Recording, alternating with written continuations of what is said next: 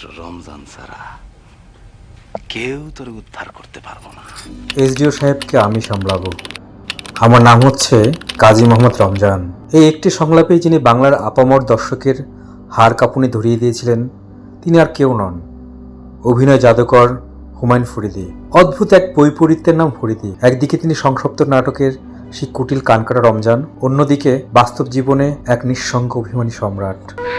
আমি এটা পারবো না। রুনা মায়ের জীবন।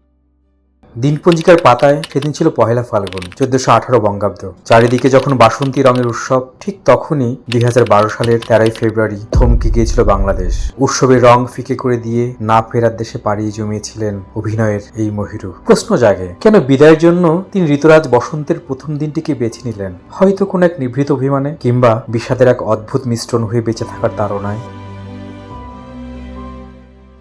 অর্থনীতি থেকে উঠে আসায় ছাত্রটি ছেলিমাল দিনের হাত ধরে নাট্যাঙ্গনে যে বিপ্লব ঘটিয়েছিলেন তা আজও অতুলনীয়। মঞ্চ, টেলিভিশন কিংবা রূপালী পর্দা যেখানে পা রেখেছেন সেখানেই গড়েছেন অনন্য উচ্চতা। হুমায়ুন আহমেদের রাজত্বকালেও সংসপ্তকে রমজান হয়ে তিনি কেড়ে নিয়েছিলেন সব আলো। বাণিজ্যিক চলচ্চিত্রেও তিনি ছিলেন অপ্রতিদ্বন্দ্বী। তিনি বলতেন, বাণিজ্যিক ছবির কাজ হলো ছবিটাকে পূর্ণ করে তোলা। তাই সেখানে তিনি নিজেকে ভেঙেছেন বারবার।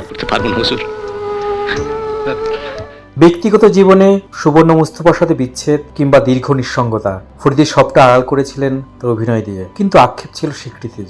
হুমায়ুন আহমেদ বেঁচে থাকতে আক্ষেপ করে বলেছিলেন, এই মানুষটি কি একটি 21 পদক পেতে পারেন না? মৃত্যুর 6 বছর পর 2018 সালে মরণোত্তর 21 পদক যখন ঘোষণা করা হলো, তখন ফরিদী হয়তো বহুদূরের কোনো নক্ষত্র লোক থেকে মুচকি হাসছিলেন। ঠিক সেই রমজানের মতোই, যেন জাতির কানটা আরেকটা বার কেটে দিয়ে বুঝিয়ে দিলেন, আমি ফরিদী, স্বীকৃতি ছাড়াই আমি অজেয়।